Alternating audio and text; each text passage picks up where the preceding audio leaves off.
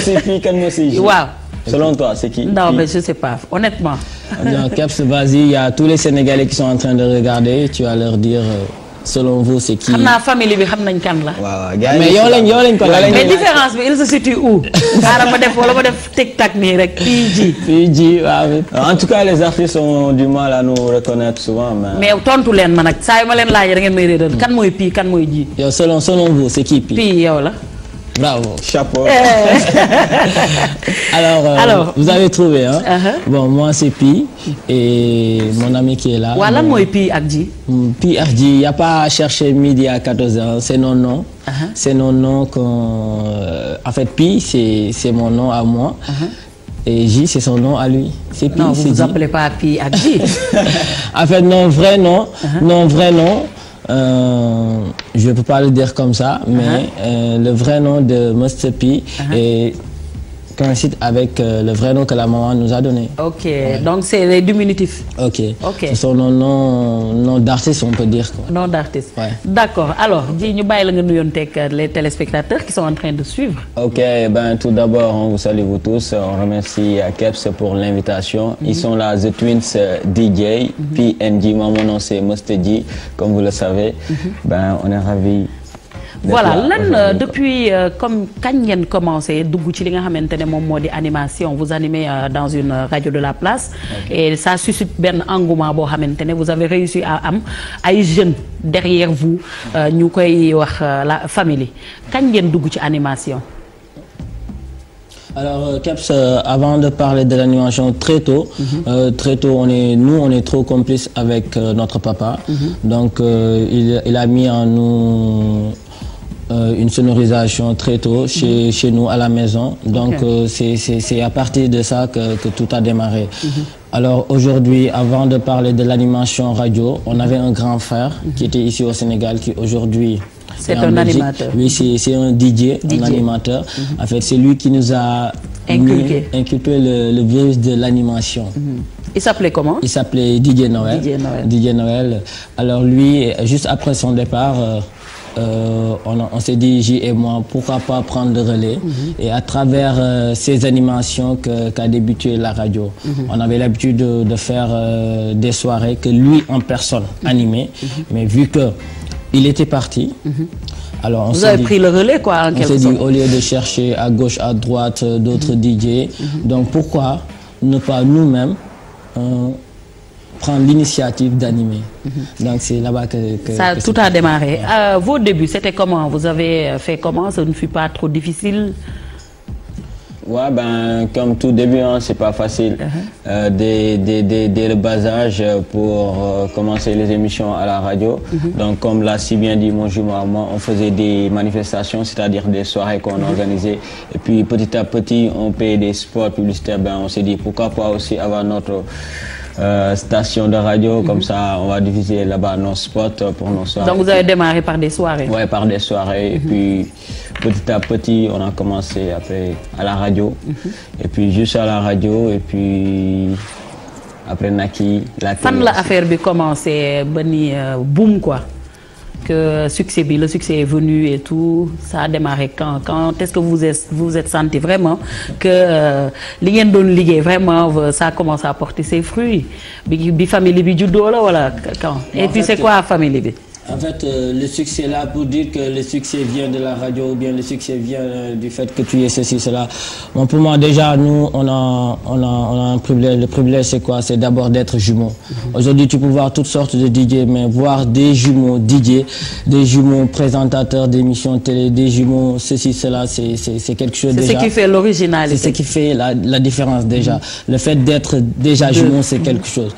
Parce qu'aujourd'hui, bon, on peut dire aujourd'hui, par exemple, un Philippe Montero par exemple, aujourd'hui, si aujourd'hui il est connu, c'est parce que les gens l'ont vu à travers la télé, les gens l'ont connu à travers la radio et tout. Mais aujourd'hui, si tu dis PNJ, dès le bas âge, le fait de voir des jumeaux déjà, c'est quelque chose. Il y a un don que le Tout-Puissant les a donné. Donc c'est à travers cela, bon, excusez-moi du terme, ce succès-là, que tout est parti. Que tout est parti. Et là, vous avez également des thèmes Vous ne vous limitez pas seulement à faire de l'animation, à faire des dédicaces. De temps à autre, vous introduisez des thèmes dans vos différentes émissions. Qu'est-ce qui est à l'origine de ça?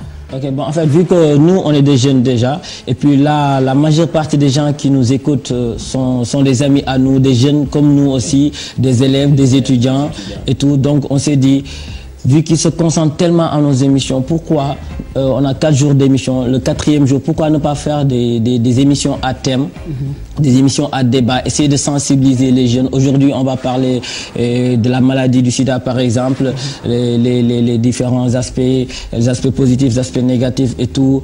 On va parler, c'est à nous de choisir des thèmes et puis on débat cela avec nos auditeurs. Et puis il y a les mamans aussi qui nous encouragent, qui appellent, qui soutiennent l'émission, qui donnent leurs conseils, qui apportent leur contribution. C'est tellement important, la communication est au début et à la fin de tout développement durable. Et pour sensibiliser, c'est important, c'est que cette tranche que vous offrez aux jeunes pour pouvoir le changement d'attitude et de comportement, c'est tellement important au Sénégal. Et la dernière fois, on a vu que vous avez fait une émission qui a cartonné et vous avez parlé de la prostitution.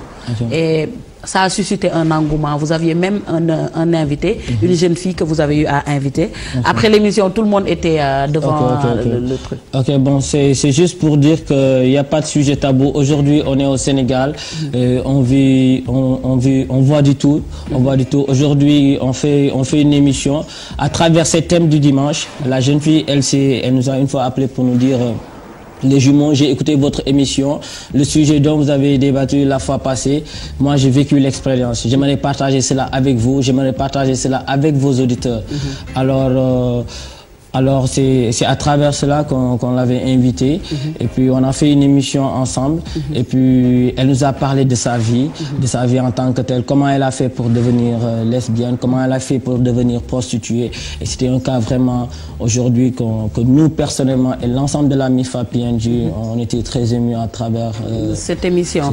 Elle a eu le courage, vous également, vous y avez participé puisque ça a permis peut-être sans le savoir à d'autres jeunes qui étaient dans ça, un éveil des consciences et c'est important et c'est à ça que ça sert. La communication, nous allons revenir à ça. Maintenant, dama leen di wax nag que vous, par exemple, dans l'animation, comment est-ce que vous animez dans quoi? Il y a plusieurs types de musique. Vous ne faites pas de mbalax, vous faites du R&B, vous faites quoi? Vous mettez quoi? Tout d'abord, en ce qui concerne nos émissions radio, c'est du jeudi au dimanche. Pratiquement, on met rarement du mbalax, quoi. C'est-à-dire pendant les fêtes. Non, on comprend la MIFA, c'est des jeunes, quoi. Pendant les fêtes de Korité, des gens. Mais non, soirée, on met du mbalax, quoi. Les mbalax qui cartonnent, quoi. Donc voilà, en même temps, on fait des émissions à la radio.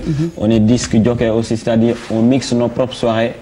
On anime ça. Il y a Pika sur la section Kabolov, ma section R&B, reggaeton, du genre pour mettre l'ambiance, quoi. Donc aussi il y a les émissions à travers la télé aussi. Donc c'est 3 aspects totalement différents, quoi, en quelque sorte. Et c'est hyper méga dur, quoi. Mais on essaie de faire. Hyper méga dur, c'est leur langage à eux et je pense que ça sied parfaitement aux jeunes qui sont en train de regarder. De temps à autre ñu may yónnee ay messages comme ñu ngi nuyu la MIFA. jiital ci ki nga xam ne moom moo di Amina. Donc je vais vous demander de choisir benn titre. Bu leen ñu laaj nag ay yu compliqué. Choisissez un titre et on vous le met. Ban titre ngeen bëgg may téléspectateurs yi? Souvent les jeunes ils sont à l'écoute, les branchés, les connaisseurs, les mélomanes. On son de Akon featuring Peace Crest, Shabdad Money pour les auditeurs et la MIFA PNJ féminine car ils sont branchés. Check ma money, vieux. Est-ce que am nañ Peace Square ak Akon? Wax naa leen est-ce que am nañ Peace Square bi ak Akon bi vieux? Vieux wuyuwul de choisiral beneen. Moi je vais choisir un son très simple. Alors le son que je vais choisir, lui personnellement. Mais il faut l'introduire comme si da nga ko doon def booy animé, quoi. Man kay dama taxawee ne je vous laisse introduire le son et vous en parler. Alors je vais pas dire chers auditeurs, je vais dire amis téléspectateurs, ce son que je vais vous offrir à vous, les téléspectateurs qui êtes en train de nous regarder. C'est un son qui cartonne, qui m'a énormément touché et c'est un gars très talentueux qu'on a invité aussi à notre anniversaire. Il se nomme tout simplement Carlou D le Baye Fall, Nénégalais. Regardez ce tube, ça cartonne. vie tegal leen nen ne gàlle bokk. En attendant ñu àggale li nga xam ne mooy Week-end Stars je rappelle aux téléspectateurs que li nga xamante